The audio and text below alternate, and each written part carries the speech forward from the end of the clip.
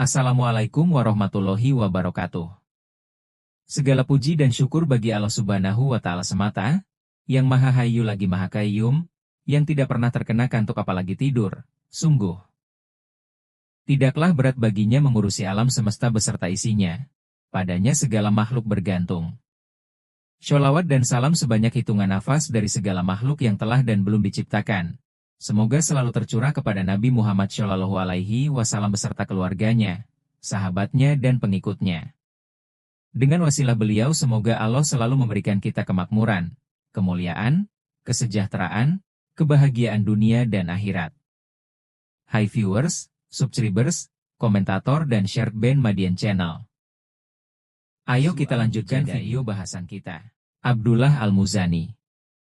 Dunia telah memanggil-manggil Dzul Bijadain. Namun ia telah menulikan telinganya untuk mendengarkan suara dunia. Ia malah mengejar akhirat yang ia cari lewat setiap jalan. Di sebelah kanan pengelana yang berasal dari Madinah hendak menuju Mekah Al-Mukarramah ada sebuah gunung hijau yang sejuk dan enak dipandang mata. Gunung tersebut dikenal dengan Warkan.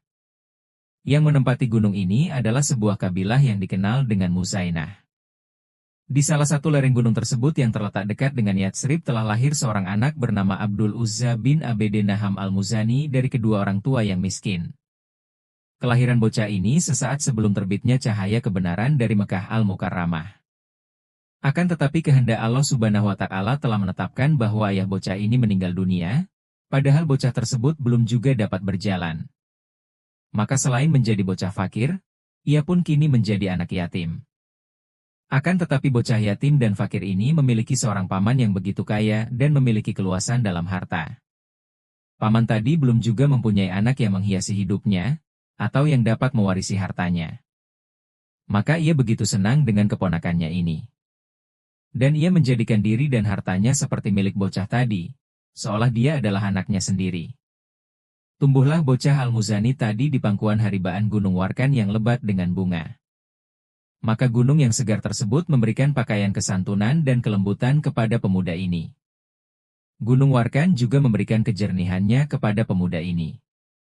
Maka tumbuhlah pemuda ini dengan perasaan yang halus, jiwa yang bersih dan fitrah yang suci.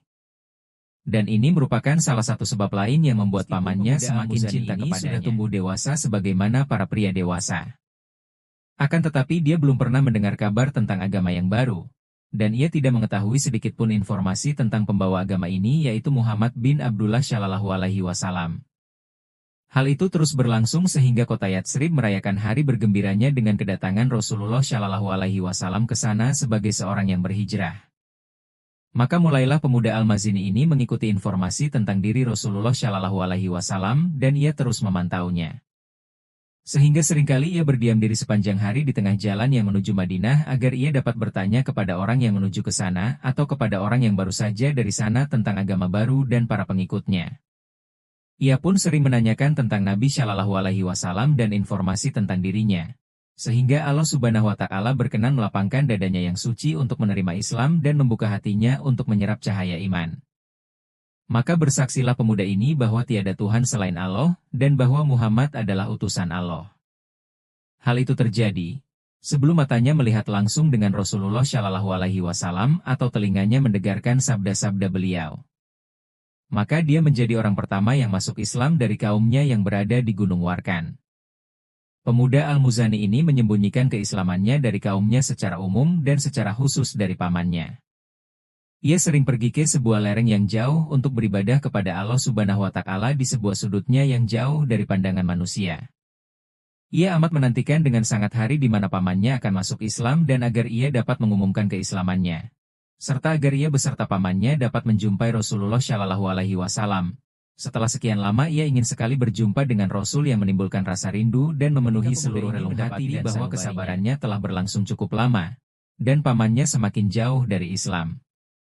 Dan sudah banyak sekali peperangan yang dilakukan Rasulullah Shallallahu Alaihi Wasallam yang telah meninggalkannya satu demi satu. Maka ia mengambil keputusan tanpa berpikir apa yang bakal terjadi pada dirinya, dan ia menghadap pamannya seraya berkata, "Paman, aku sudah lama sekali menunggumu agar engkau masuk Islam sehingga habis kesabaranku. Jika engkau berkenan masuk ke dalam Islam dan sehingga Allah menetapkan kebahagiaan bagimu maka itu amat baik jika engkau lakukan. Jika engkau tidak berkenan, maka izinkanlah aku untuk mengumumkan keislamanku di depan manusia. Begitu ucapan pemuda ini mampir di telinga pamannya, maka sang paman langsung emosi dan berkata, "Aku bersumpah demi Lata dan Uzza, jika engkau masuk Islam maka aku akan mengambil semua yang ada di tanganmu yang pernah aku berikan. Dan aku akan membiarkanmu hidup miskin. Dan aku tidak akan peduli bila kau membutuhkan atau kelaparan." Ancaman ini tidak membuat pemuda yang beriman ini menjadi gentar. Dan ia tidak ragu dengan tekad yang sudah ditanamkan. Maka pamannya meminta bantuan kepada kaumnya untuk menghadapi dirinya. Maka mereka langsung memberikan ancaman dan rayuan kepadanya. Dan ia pun berkata kepada mereka, "Lakukanlah segala yang kalian inginkan, dan aku akan tetap menjadi pengikut Muhammad, meninggalkan penyembahan batu dan berpaling ke arah penyembahan kepada Allah yang Esa dan Maha Perkasa. Terserah kepada kalian sendiri." Maka serta-merta pamannya mengambil kembali apa yang telah diberikan kepadanya. Ia juga tidak memberikan pertolongannya dan mengharamkan dirinya untuk berbuat baik kepada pemuda ini lagi. Dan ia tidak menyisakan apa-apa untuk pemuda ini selain pakaian yang menutupi auratnya untuk berhijrah demi menyelamatkan agamanya menuju Allah dan Rasul-Nya. Ia pergi meninggalkan kampung tempat ia dilahirkan dan ia bermain-main sewaktu kecil. Ia berpaling dari kekayaan dan kenikmatan yang dimiliki oleh pamannya, dan ia berharap akan mendapatkan ganjaran dan pahala dari sisi Allah Subhanahu wa Ta'ala. Ia menyusuri langkah menuju Madinah dengan didorong oleh kerinduan yang sudah mencabik-cabik hatinya. Begitu ia hampir tiba di Yatsrib maka ia merobek bajunya sehingga menjadi dua bagian. Bagian pertama ia jadikan sebagai sarung dan satunya lagi ia jadikan pakaian. Kemudian ia menuju Masjid Rasulullah Shallallahu Alaihi Wasallam dan menginap di sana pada malam itu. Begitu fajar sudah menjelang, ia berdiri dekat dari pintu kamar Nabi Shallallahu Alaihi Wasallam. Ia mengawasi dengan kerinduan dan kecintaan munculnya Nabi Shallallahu Alaihi Wasallam dari kamar beliau. Begitu pandangannya melihat ke arah Nabi Shallallahu Alaihi Wasallam, maka melelehlah air mata kebahagiaan dan ia merasa seolah hatinya hendak meloncat dari dadanya untuk memberikan tahiyat dan salam kepada beliau. Begitu sholat telah selesai dikerjakan, Nabi Shallallahu Alaihi Wasallam sebagaimana biasa memperhatikan wajah-wajah orang yang hadir dan akhirnya beliau melihat pemuda Al-Muzani ini dan bertanya, "Dari suku mana engkau, wahai pemuda?" Maka pemuda tadi menyebutkan nasabnya.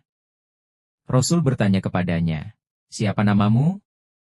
Ia menjawab, "Abdul Uzza, hamba Uzza." Rasul membalas, "Ganti dengan Abdullah, hamba Allah." Kemudian Rasul mendekat ke arahnya dan bersabda, "Ting Allah di dekat kami, dan bergabunglah bersama para tamu kami." Maka sejak saat itu, semua manusia memanggilnya dengan nama Abdullah. Dan para sahabat Rasul Shallallahu Alaihi Wasallam memberinya gelar dengan Zul Bijadain setelah mereka melihat Bijadai dan mereka tidak mau menceritakannya. Maka Bijadai ini lebih terkenal dalam sejarah daripada gelar yang diberikan wahai pembaca yang budiman tentang kebahagiaan Zul Bijadain saat ia menjadi orang yang tinggal di bawah asuhan Rasulullah dan senantiasa mengikuti seluruh majelis beliau. Ia turut serta sholat di belakang beliau. Menyerap dari seluruh petunjuk beliau. Dan puas dengan akhlak beliau yang begitu mulia. Dunia dulu pernah memanggil-manggilnya, namun ia telah menulikan telinganya untuk mendengarkan suara dunia. Dia malah menuju akhirat yang ia cari lewat jalan apa saja. Ia mencari akhirat dengan doa yang selalu ia panjatkan dengan rasa takut dan khusyuk. Sehingga para sahabat menamakannya sebagai Al-Awah, orang yang sering merintih saat doa karena takut kepada Allah. Ia mencari akhirat dengan Al-Quran. Sehingga ia tidak pernah berhenti menebarkan aroma semerbak ayat-ayat Al-Quran di seluruh penjuru Masjid Rasulullah Shallallahu Alaihi Wasallam. Ia juga mencari akhirat dengan cara berjihad. Dan ia tidak pernah terlewat dari satupun peperangan yang pernah dilakukan oleh Rasulullah Shallallahu Alaihi Wasallam. Zul Bijadain meminta Rasulullah Shallallahu Alaihi Wasallam agar berdoa untuknya agar ia diberikan syahadah, mati sebagai syahid. Namun Rasul Shallallahu Alaihi Wasallam mendoakan agar darah Zul Bijadain terjaga dari pedang pasukan kafir. Maka ia berkata kepada Rasul, "Demi ibu dan bapakku, ya Rasulullah. Bukan ini yang aku inginkan." Maka bersabdalah Rasulullah Shallallahu Alaihi Wasallam, "Jika engkau berangkat berjuang di jalan Allah, kemudian engkau sakit dan mati, maka engkau akan dicatat sebagai seorang syahid. Jika hewan kendaraanmu mengamuk dan engkau pun jatuh darinya sehingga engkau mati, maka engkau pun syahid karenanya. Tidak berselang 1 hari dan 1 malam sejak pembicaraan ini sehingga pemuda Al-Muzani tadi terserang penyakit demam yang menyebabkan ia tewas. Sungguh ia meninggal dalam kondisi berhijrah karena Allah. Berjihad di jalannya. Jauh dari keluarga dan kerabat. Terasing dari kampung halaman. Dan Allah akan membalas semua itu dengan kebaikan yang terbaik.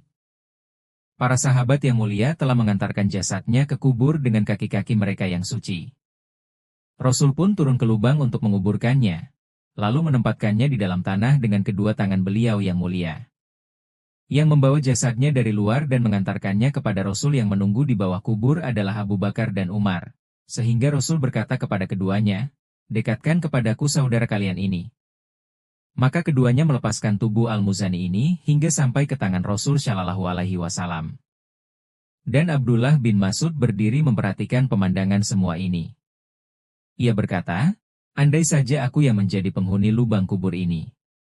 Demi Allah, aku ingin sekali seperti dia, padahal aku telah masuk Islam 15 tahun lebih dulu darinya."